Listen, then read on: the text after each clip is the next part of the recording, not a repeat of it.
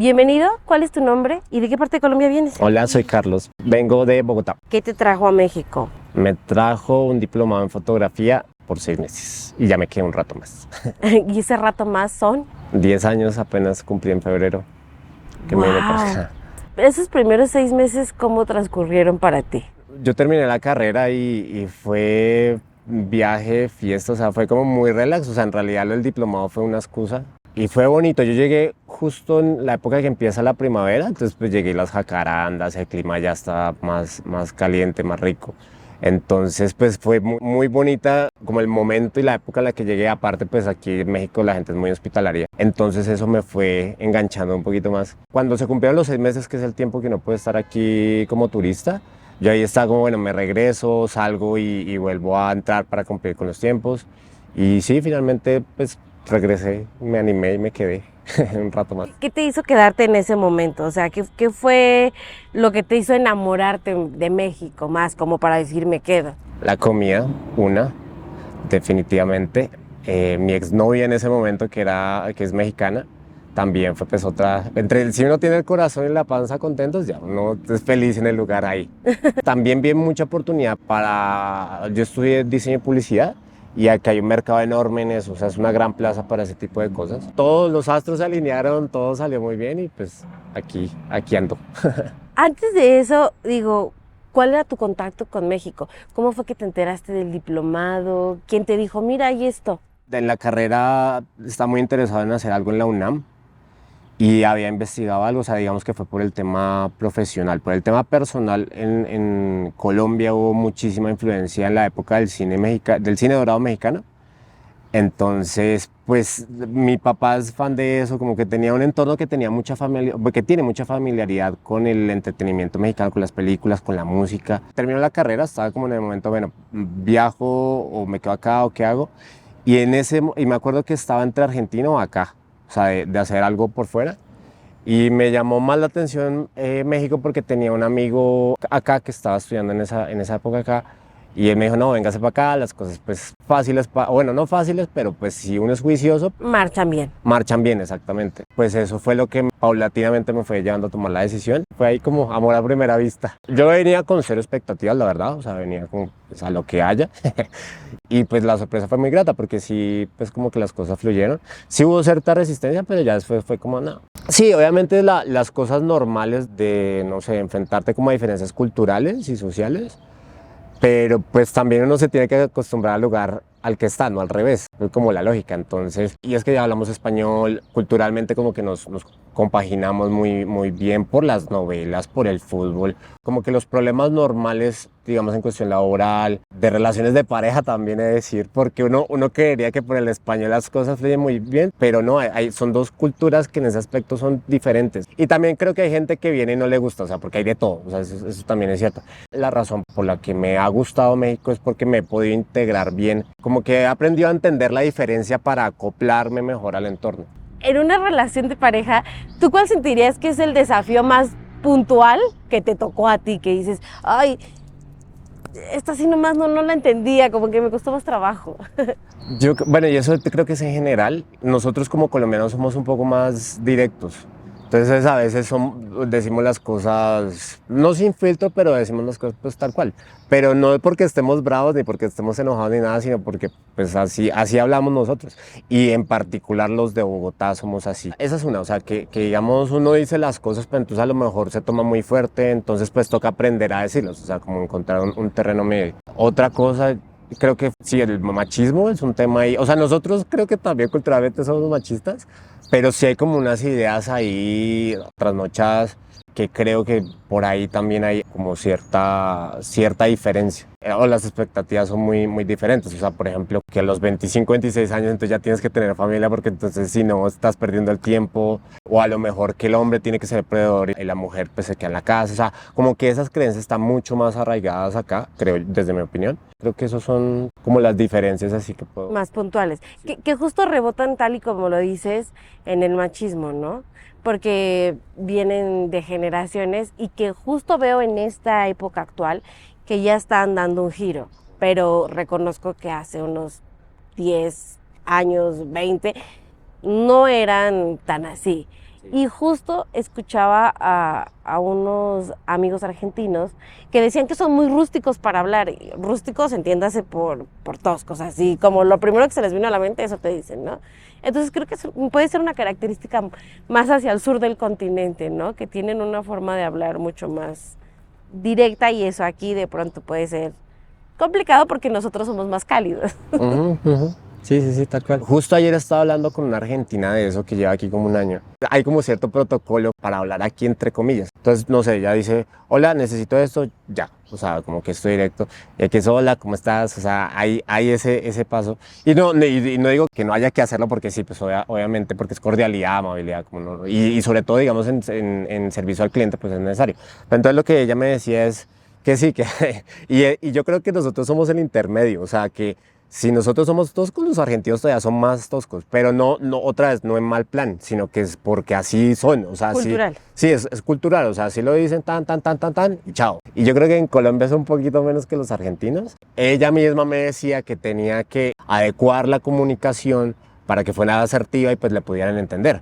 Porque sí, si tú llegas, y además que creo que los argentinos son más quejumbrosos en el buen sentido de la palabra, entonces pues en Argentina protesta más, hacen un montón de cosas y eso se refleja en la forma en que hablan, o sea, eso se ve, o sea, ves el fútbol y el fútbol como lo juegan y como lo ven, es como se expresan en absolutamente todo, entonces sí, o sea, creo que en Colombia no somos tan toscos como los argentinos tal vez, pero sí nos falta más cordialidad. Claro, es que digamos que finalizando ese punto sería que ellos son más intensos, pero también creo que en el caso de ustedes de Colombia hay una historia de violencia que no es agradable, pero que es real y eso de alguna forma ha permeado en todas las regiones la personalidad de que los obliga a estar más alerta, que los obliga a ser más directos, entonces es algo que hay que entender.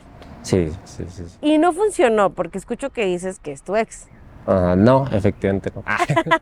Y cuando eso ocurrió, dijiste, ¿me voy o no? No, nosotros duramos un buen rato, duramos 4 años. Entonces, pues en ese momento ya estaba más acá que allá en Colombia otra vez. Entonces, no, y pues digamos que terminamos bien, entre comillas, sufriendo y demás, pero pues en buenos términos. Pero no, yo dije, no, pues aquí sigo y pues no hay necesidad. Si tal vez hubiera sido como más rápido, con los primeros meses, a lo mejor le hubiera pensado. Porque es que uno la tusa, el mal de amor es lejos de sus amigos y su familia es duro, o sea, es bravo, o sea, es bien fuerte. Porque pues como sea, no sé, en Bogotá, entonces pues algo pasa, vas a donde tu abuela, vas a donde tus papás, tus hermanos, tus amigos, lo que sea, y listo. Y bueno, yo aquí conozco, o sea, tengo amigos mexicanos y toda la cosa, pero pues obviamente tu familia, tu núcleo cercano es el que sabe pues qué quieres, cómo te sientes, con quién te puedes desahogar y sacar todo, hasta un tema de lenguaje. O sea, como que el hecho de las palabras y unas expresiones, decirlas así tal cual en el entorno donde crecimos, es una catarsis, o sea, sí, se ayuda mucho. Pero volviendo a la pregunta, sin irme por otro lado, pues la relación termina, pero pues dije, no, me quedo, o sea, no era para tanto. Ok, o sea, aparte de la relación, tú verdaderamente ya te visualizabas aquí. Ah, sí, la verdad sí. Y bueno, ahora regresándonos un poco al tema del diplomado, ¿cómo fue tu experiencia en la UNAM? ¿Qué te pareció? ¿La disfrutaste? Sí, la disfruté. Lo que no me gustó fue el enfoque demasiado teórico de la UNAM, porque yo venía de una carrera muy pragmática. La UNAM, digamos que en cuestión de teoría es muy sólida y se me costó ahí un poquito. Pero no, pues o sea, la UNAM como universidad es increíble. O sea, los profesores que tuve en ese momento, que eran fotógrafos, pues de muy buen recorrido aquí en México, sí, muy bien, o sea, de 10. Bueno, conocí Biblioteca Central, tuve algunas clases en CEU, tuve unas en la Academia de San Carlos, que está ahí en el centro, que es una construcción preciosa. Fue muy bueno, o sea, fue muy bonito. Y después, cuando hice la maestría, la hice en la UAM. En la UAM tuve una beca con CONACYT. Fue una súper ventaja porque, pues, o sea, la maestría era tiempo completo, no podías hacer nada más. Y te dan esa beca, o sea, cosas que no existen en Colombia. O no son tan accesibles. Está ICETEX, pero pues te cobran, te dan un crédito, o sea, no es como tal una beca. Esta vida y la otra. Esta vida y la otra, sí, o sea, hay gente que sale endeudadísima, como si fuera a Estados Unidos casi, que deben un montón de plata, que ya creo que ha mejorado mucho en los últimos años. pero la UNAM, o sea, digamos, la estructura de la educación pública de México es muy buena. Sí hay muchas oportunidades de movilidad social y hay que buscarlas y saberlas aprovechar. También está como el otro lado, o sea, la oferta académica existe, pero hay que buscarle, o sea, hay como que picarle, buscar aquí, buscar allá, pero sí, digamos, el sistema educativo es muy bueno en general. O sea, que igual que el trabajo, hay que tocar, como dicen, hay que picar piedra. Hay que picar piedra, exacto. Y en la UAM también todo bien. Súper bien, recuerdo que en algún momento nos dijeron que teníamos que presentar nuestro proyecto en congresos y en eventos, que hacía parte pues de la tesis y de los requisitos para la maestría, y nos financiaban pues varias cosas. Esa beca creo que fue directamente con la UAM, sí, que era una beca de viáticos, muy buena la UAM, la maestría duró como 2 años y medio, más o menos. No, increíble, increíble. O sea, sí pesado porque en unas partes pues sí tocaba estar ahí dándole duro a la tesis, pero no, yo la pasé muy rico, o sea, la pasé muy bien, aprendí Porque mucho. yo creo que a lo mejor no súper holgado, pero el hecho de que tengas una beca y puedas encontrar sustento, comida, pues es respiro, es oxígeno que incluso, no sé, aquí de pronto en otros niveles de educación no hay siempre, ¿no? Exacto. Y creo también que la UAM es menos burocrática que la UNAM. Pues digamos que te mantuviste en modo turista 100%. En ese lapso de tiempo, ¿qué fue lo que más te sorprendió descubrir de México como turista? Una fue el clima, porque pues no estaba acostumbrado a vivir en un lugar con estaciones. Que bueno, que igual aquí no son tan marcadas, pero igual sí se sienten. La cultura, la riqueza, la cultura mexicana. Ya he ido varias veces a Teotihuacán, pero la primera vez fue como, o sea, esto es una locura. Igual el Museo de Antropología. Todo lo que hay detrás, bueno, históricamente en este país es enorme, es gigantesco. El sentido de pertenencia también. No sé si es porque a nosotros nos falta un poco como colombianos o porque aquí sí realmente es muy fuerte, lo cual pues sí, me llamó mucho la atención porque se sienten muy orgullosos de todo. La forma en cómo se expresan de la comida con diminutivos, o sea, como ese cariño, se me hace muy lindo eso en particular. Lo grande que es también, o sea, aquí puedes pasear por donde quieras, hay un montón de cosas por conocer. El choque con el norte, o sea, porque los del norte la idiosincrasia es muy diferente a los del centro, igual como en Colombia o en cualquier lado, sí se nota mucho la diferencia. Los del norte hablan más golpeado para empezar y también son como más directos y como en todo lado, entonces se pelean con los de la capital. De los regionalismos totalmente, que entonces los del norte se creen todo el país, o si pudieran se independizarían. Quetzalcóatl. Hay como dos entradas, yo llegué por donde uno llega a la pirámide del Sol, creo que es como hasta donde están los estacionamientos, creo que. Y está el templo de Quetzalcóatl, que pues es lo que todavía se puede ver son las cabezas gigantes, que eso fue como pues, precioso, o sea, esto es muy lindo. Además, la mitología y la cosmovisión de los aztecas y los mayas y demás se me hace muy linda. Ver y tratar de interpretar qué era lo que hubo ahí en esa era una necrópolis, ¿no? Porque era sí, una necrópolis. Imaginar cómo están las casas, todo lo que hicieron, los cultos, los ritos, eso fue como, o sea, sí, increíble. Lo resumiría como la monumentalidad, o sea, de las cosas. Por lo mismo, porque en Colombia no lo tenemos, entonces obviamente se me hacía más impresionante todavía. Y agregaría que la conexión con la naturaleza. La pirámide del Sol pues tiene una ubicación especial, la de una otra, que en el solsticio de verano, de invierno, entonces no hay sombra. O sea, curioso eso porque para que tenga un dios México, un dios del agua, Tlaloc, o de la lluvia creo que es, sí creo que de la lluvia, es porque hay mucha agua. Pues sí, pues es una deidad porque es un país de aguas, hay un país Había muy rico en agua. razones. Había razones, exactamente, había de dónde poner ese nombre. Y en todo ese transcurso, mientras ibas creando arraigo, ¿te sentiste discriminado en algún momento? Sí, algunas veces. Yo creo que por el tema, tristemente, de las novelas, de las narconovelas, para ser más específico, sí, por ahí recibí algunos comentarios, tanto sutiles como ya más Directos. fuertes y ya directos. Yo creo que es un tipo de discriminación pasiva, o sea, que tal vez no te lo dicen, no te mentan la madre, pero sí se meten contigo, con la identidad. Sí, me han pasado a veces eso, pero pues no ha sido mucho, la verdad, o sea, tampoco. Y afortunadamente nosotros como colombianos, y no sé si es por las novelas Betty la Fea, Café, caemos bien, o sea, como que el acento gusta, entonces pues eso ayuda. Pero sí, o sea, también ha habido ahí unos bachecitos ahí pequeños de eso. Se sigue cargando este estigma de Colombia, ¿no? A través de las series, que es lo que más viaja. Pero, ¿qué ha hecho mal Colombia para no poder diseminar una mejor imagen? ¿Qué crees que se podría hacer? O sea, a nivel país, por ejemplo, aquí nosotros tenemos muchos museos que hablan de nuestra historia. ¿Tú cómo crees que se pudiera arreglar eso? Yo creo que eso se puede hacer con un esfuerzo gubernamental. Aquí existía hace unos años ProMéxico, que ProMéxico era una institución de gobierno que se dedicaba a promocionar a México por el mundo en ferias mundiales, exposiciones de lo que fuera, gastronómicas, X, Y, Z. Y eso creo que es lo que le falta a Colombia, o sea, una institución que que lleve el mensaje de Colombia que es más allá del narcotráfico.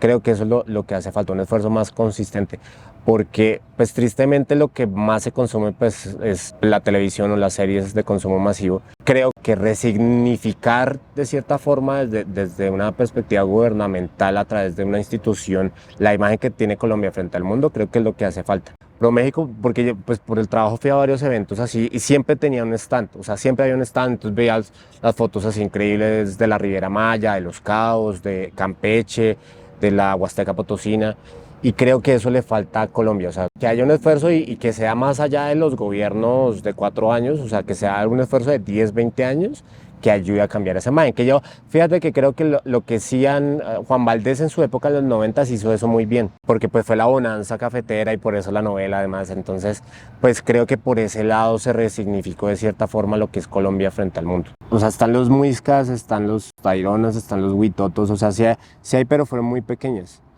Y si a eso le sumamos que nosotros pues tampoco tenemos, o sea, nuestra identidad son los futbolistas, es Shakira, o sea, son cosas que no necesariamente representan lo que realmente es Colombia. ¿Por qué los menciono a ellos? Porque es como lo más cercano que nosotros tenemos. Sí creo que hay un arraigo, pero es muy local, o sea, es muy como de pueblos en Colombia. O sea, aquí en México al menos hay como una unidad más grande y además hay mucha más gente. Creo que ese es el tema, que Colombia no tiene un mito fundacional como tan fuerte como si lo hay acá.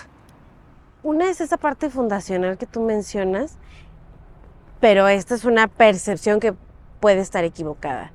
Ustedes tienen el regionalismo mucho más marcado. O sea, aquí en México existe, pero hay un punto en que como las familias, ¿no? O sea, puede no caerte muy bien tu hermano, pero si algo pasa y tú sales, entonces aquí algo pasa y el mexicano sale a defensa del otro, no sé, en los terremotos, cuando me recuerdo que llegaba comida y escribían frases en las latas de atún, ¿no? Y las quesadillas sí llevan queso, ¿no? Sí, sí. Y era un chiste regional. Pero noto que el colombiano, ese regionalismo a veces se va un poquito al extremo, ¿no? O sea, los rolos, Bogotá no tiene nada porque en Medellín está todo. Entonces de pronto eso también les impide fortalecer ese sentido de pertenencia y de exaltar cada parte del país, pero no sé si es solamente mi visión. No, sí, totalmente, totalmente. O sea, los rolos no pasan a los paisas no pasan a los caleños. Nadie tolera a los costeños en Colombia. Entonces, son creencias viejas, tontas que tiene la gente y infundadas y aprovechadas por los partidos políticos, aprovechadas por el fútbol, porque las rivalidades en todo el mundo son muy fuertes, pero en Colombia yo creo que es más, tiene tintes políticos y además sí tiene tintes como de odio, o sea, pero odios trasnochados, insisto, o sea, como de creencias de conservadores contra liberales, que eran como los dos partidos políticos que se tornaban el poder en Colombia. Eso y súmale la violencia. Y creo que no ha habido como tal una reconciliación en Colombia de ya, o sea, parémosle porque si no nos vamos a seguir matando aquí a los estúpidos. Y creo que eso es lo que falta en Colombia, como una reconciliación verdadera. Y si no hay una reconciliación, pues no hay una identidad, y si no hay una identidad, pues no hay una forma de como país proyectarnos, porque como tú bien dices, o sea, cada uno se vende por su lado. Tú ves a alguien aquí en México que viene de Chiapas, pues lo saludas normal. En Colombia llega alguien a Bogotá de la costa y le dicen, uy, es que es costeño, o sea, uy, no, mire paisa, que entonces puede ser ladrón o alguna cosa así. Y son creencias estúpidas, o sea, son creencias muy bajas. Y lo mismo pasa cuando los bogotanos van a otros lados. O sea, pues caen mal, porque dicen, no, pues son amargados, o van a reclamar por cualquier cosa. ¿Tú cómo observas la política desde fuera? ¿No? Porque a veces dicen que los toros se ven mejor desde la barrera. ¿Tú cómo la observas? Es que el problema es que Colombia es un país, bueno, y del año pasado hubo elecciones presidenciales, el país estaba de extremo a extremo, o sea, matándose los unos a otros en redes sociales, la violencia empezó a subir el volumen y pues en los paros y movilizaciones que hubo, pues la cosa se puso pesada. Justamente lo que decíamos ahorita, eso se materializa en la política y lo explotan mucho, o sea, ya viéndolo desde afuera y no estando ahí. Y haciendo un símil con México, o sea, la corrupción, por ejemplo. Aquí hay corrupción, pero se ven cosas, o sea, la ciudad, bien o mal, marcha y marcha bien y tiene un buen sistema de transporte, por ejemplo. Pero en Colombia hay corrupción, en Bogotá particularmente hay corrupción, y pues bueno, puedo hablar de Bogotá porque pues, soy de allá y conozco un poco. Pero no se ven las cosas, o sea, no se avanza, o sea, se ven obras que tardan 1000 años, no hay metro, que es una vergüenza que una capital no tenga metro. Entonces, creo que, ya me estoy desviando un poco de la pregunta, pero creo que Colombia es un país muy polarizado y eso creo que no nos deja avanzar como país. El hecho de no sentarnos a hablar y a dialogar y a llegar a acuerdos, eso es lo que tiene jodido a Colombia, o sea, completamente. O sea que más, ahí te interrumpo porque lo que te entiendo es que hay un dicho mexicano que dice que tanto el que mata a la vaca como el que le agarra la pata.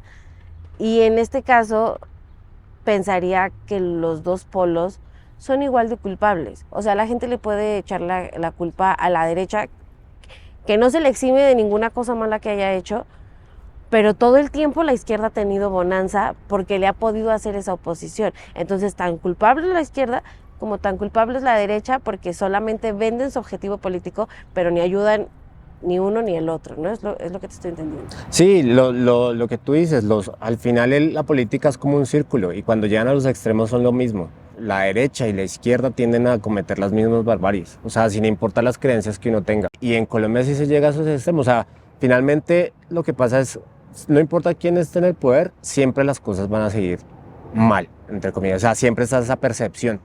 Entonces, claro, pues eso influye en el clima económico, en el clima laboral, en la educación, en un montón de cosas. Y sí es un hecho eso, los extremos tienden a ser iguales y tienden a cometer las mismas cosas. Y eso, Como atropellos. Y entonces, en ese sentido, ¿tú cómo observas el gobierno actual? Que es un cambio completamente de ala. yo le tengo fe, creo que es muy ambicioso lo que propone Petro. Digamos que intelectualmente me parece una persona brillante, o sea, una persona que como imagen de país creo que vale mucho la pena, porque pues una persona que sepa hablar, que sea versada, creo que es un ejemplo porque hay mucha gente que cree en un presidente, o sea, mucha gente dice, es que pues o sea, se vuelve como un líder de opinión y un modelo a seguir. Creo que por ese lado la cosa puede ser favorable. Pero el problema es que tal vez en la ejecución, o sea, bajar como todas las buenas intenciones y ejecutarlas bien, creo que ese es el gran dilema. Porque entonces hablan de la paz total, hablan de reconciliación, hablan de un montón de cosas, pero eso ya ejecutado a nivel gubernamental, a nivel país, pues es más difícil. O sea, más allá de ser populista, no, pues hazlo, o sea, sí que realmente funcione.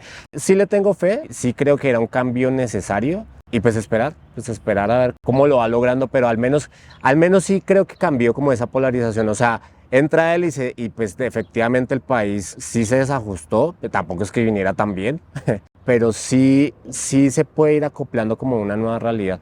Claro, o sea, aquí el temor sería, según lo dices, es que no sea tan buen ejecutor como es tan buen orador. ¿No? Exactamente, sí. Porque aquí decimos que del dicho al hecho hay mucho trecho. Entonces puedo decir yo muchas cosas, pero si no las hago, pues vale huevo, ¿no? Vale, si a rato no escuchas esa expresión, sí, tal cual. Pues para política y para, pues cualquiera, ¿no? Pero ahí realmente hacer las cosas mejor. Ahora, también el problema es que en general somos muy impacientes, porque entonces la gente dice, bueno, pues es que no ha hecho nada. Y si traes un caos económico de 80 años de infraestructura, de violencia, de salud, pues no lo va a solucionar en 4 años. O sea, no hay forma. No. O sea, simplemente no. Sí, es muy corto. Sí, es muy corto. No da tiempo. Pero sí, no. ¿qué hay con el metro, no? Eso de parar el metro está... No, eso sí es...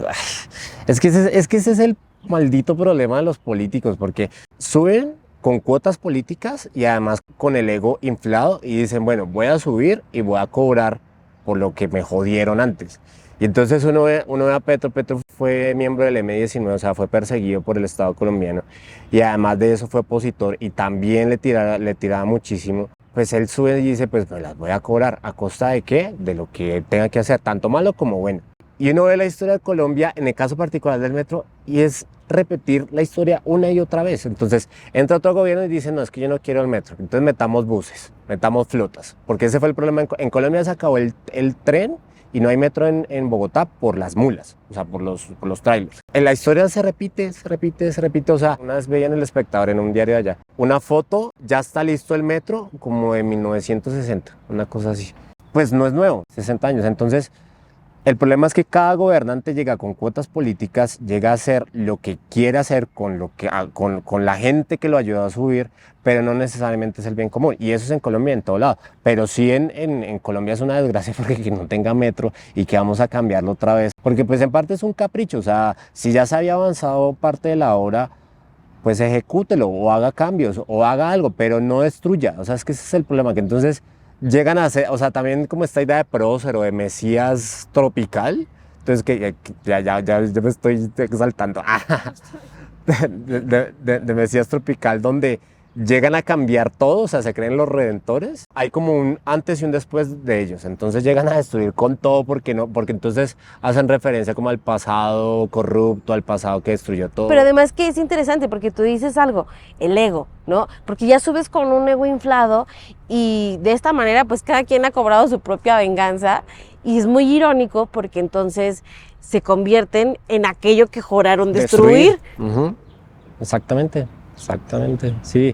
No, y eso es encabronante, eso es como, o sea, uno de corazón les cree como, pues, si te di mi voto, pues es porque vas a hacer lo que te comprometiste a hacer en campaña. Y llegan y hacen a veces puras estupideces. Y uno entiende, claro, si uno no, a veces no puede uno en la casa lidiar con la familia, ahora imagínate con un país y tratar de poner a todos de acuerdo, es muy difícil, o sea, es un reto muy, muy grande, pero lo que sí es... Sí, si tanto jodiste, si tanto criticaste, ¿por qué vas a terminar haciendo lo mismo? ¿Y por qué lo terminas justificando ahora que estás en el poder? Porque como oposición, pues es muy fácil. Ve ahora, dirige y administra a ver cómo te va. Claro, porque de la oposición llegó, o sea, esa es parte de la bonanza. Como oposición llegó a la presidencia y desde ahí es hacer lo mismo de lo que te quejaste, ¿no? Uh-huh. Es como la locura del poder, definitivamente te puede nublar la visión y además porque justamente esa historia es la que tiene a tantos colombianos viviendo fuera.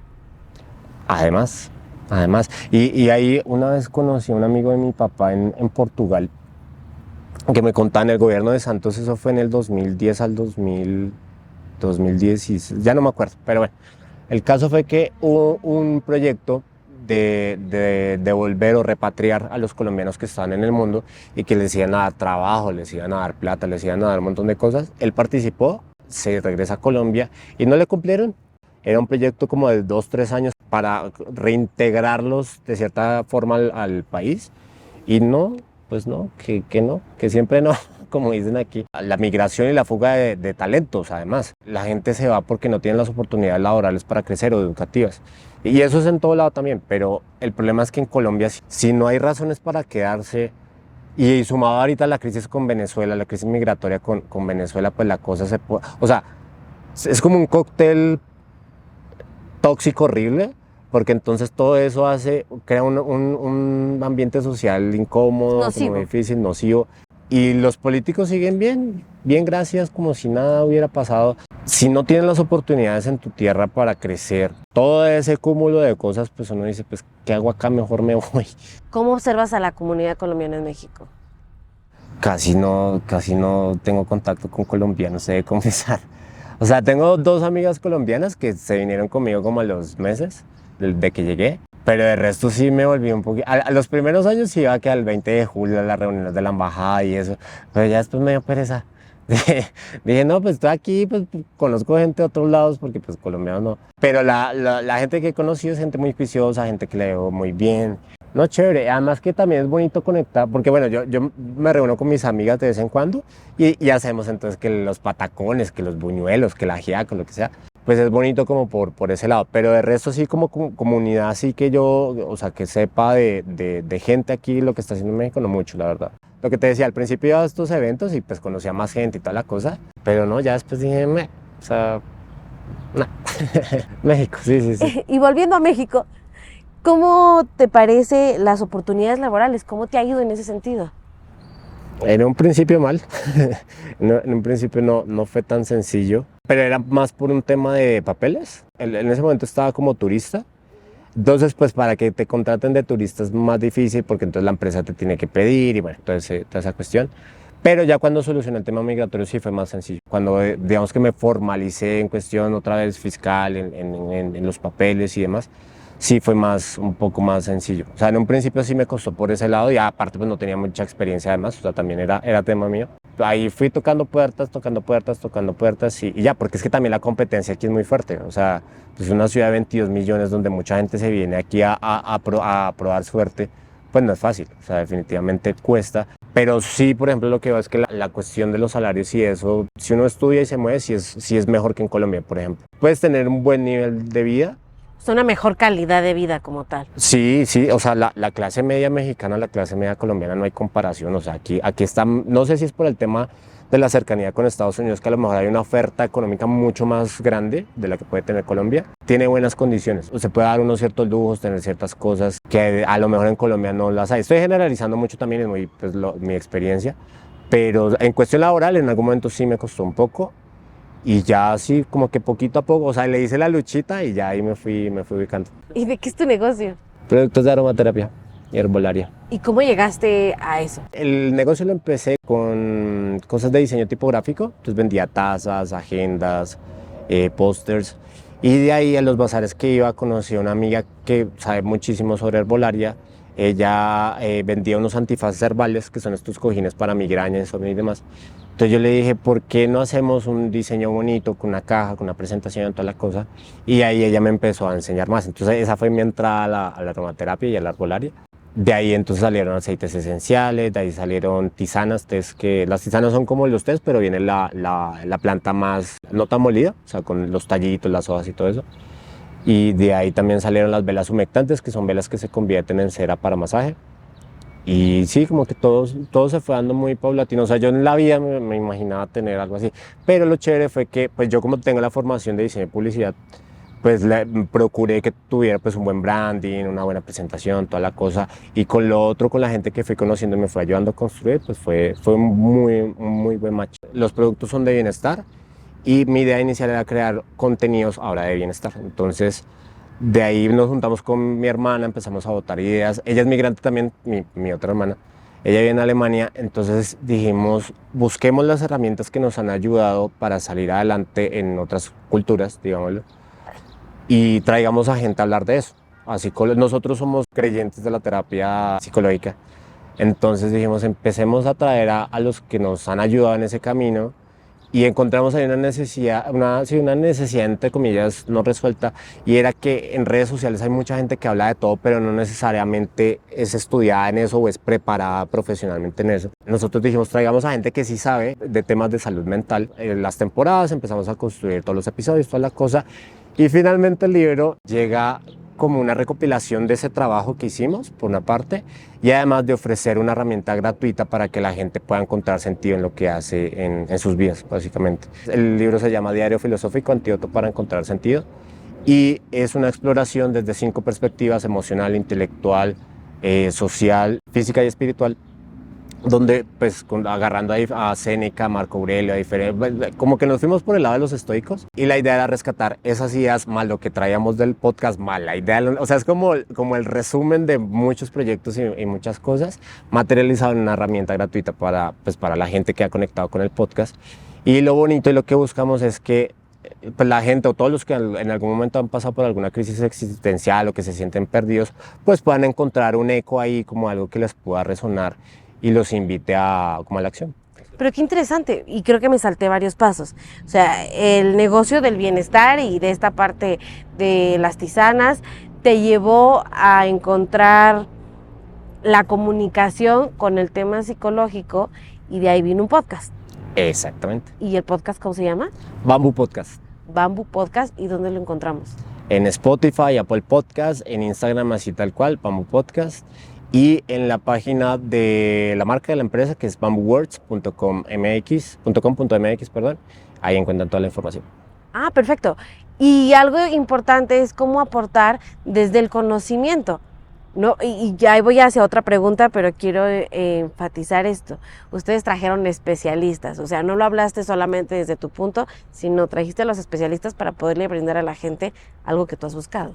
Ajá. Sí, sí, sí, porque es que el punto es eso, lo que nosotros buscamos en ese momento es como, pues es que esto sirve, o sea, esto no es carreta, no es choro, como se dice aquí, sino que realmente es cuestiónate a ti mismo, busca las herramientas y así podrás salir adelante. Esa es la idea esencial del podcast. El resultado, pues, es el libro, es como hay una serie de herramientas y cosas que te pueden ayudar a tener una vida mejor. Y ese es como el objetivo principal del libro, pero sí, es un cúmulo de cosas y de proyectos y de ideas. ¿Te has sentido seguro en estos 10 años andar en la calle? ¿Es Sí, cómodo? sí, sí, muy bien. O sea, uno puede andar con el celular en la calle sin problema. Obviamente, pues no en todo lado. Pues, si te vas a Tepito, si te vas a la Merced o al Sonora, pues no es muy seguro. Incluso allá, pues es tranquilo. O sea, no hay tanto tema. Claro, pues no te vas a meter a las 10 de la noche, como en cualquier parte del mundo. Sentido común. Sí, sentido común, exactamente. Pero la mayoría de la ciudad es muy tranquila. O sea, me acuerdo mucho cuando vino mi papá a visitarme, íbamos por Reforma y él me decía, pero todo el mundo en la calle anda como muy tranquilo, ¿no? Y yo, sí, es que en Bogotá todos andamos así preocupados porque nos puedan robar alguna cosa por la inseguridad. ¿Qué te ha enseñado México? La hospitalidad, principalmente la hospitalidad. Eso que decías del sismo hace un rato, yo creo que en Colombia no pasaría tan así. Recuerdo mucho que había fotos donde habían bodegas llenas así de abarrotes de agua, de comida, de cobijas, de lo que fuera, porque la gente fue supremamente solidaria. O sea, la gente sí, los carros llenos y los descargaban y también ayudaban y toda la cosa. Entonces, esa es la hospitalidad y la amabilidad, la he aprendido mucho acá. Además que el servicio al cliente aquí creo que es más más especializado, o sea, porque el hecho, por ejemplo, de la propina, que en Colombia no se da propina, o sea, no es culturalmente algo que esté. El mesero le tiene que echar ganas, entonces pues tiene que ser muy atento y eso. También yo creo que la forma de entender al otro, suena medio hippie lo que voy a decir, pero a veces entender como al otro, más allá de tus necesidades, es algo que he aprendido mucho acá. La empatía. La empatía, exacto, sí, la empatía. O sea, que a veces tus cosas son importantes, pero los demás también tienen su punto y también tienen sus razones y sus cosas. Eso también lo he aprendido mucho aquí, esas dos cosas. Y con esta que cierro, ¿qué le agradeces a México? ¿Qué le agradezco a México? Todo. Pues yo creo que el tema profesional, o sea, mi crecimiento profesional se lo debo totalmente a México, porque aquí encontré como el catalizador para desarrollar todo lo que soy profesionalmente. Lo que decía ahorita, la forma de ver el mundo, por ejemplo, ahorita me acordé lo del Día de Muertos. Entonces, ver la muerte desde otra perspectiva, entender otras cosas que no están a mi alcance, eso yo creo que se lo agradezco muchísimo a México. El crecer profesional y personalmente, entendiendo como otras realidades y otras cosas, eso lo aprendí aquí por la gente que he conocido acá. Pues deseamos que tu emprendimiento siga creciendo. Qué bueno que a través de él compartes conocimientos que no solamente pueden estar al alcance de un mexicano, sino de cualquier persona. Y nada, que siga habiendo mucho crecimiento. Gracias. Muchas gracias.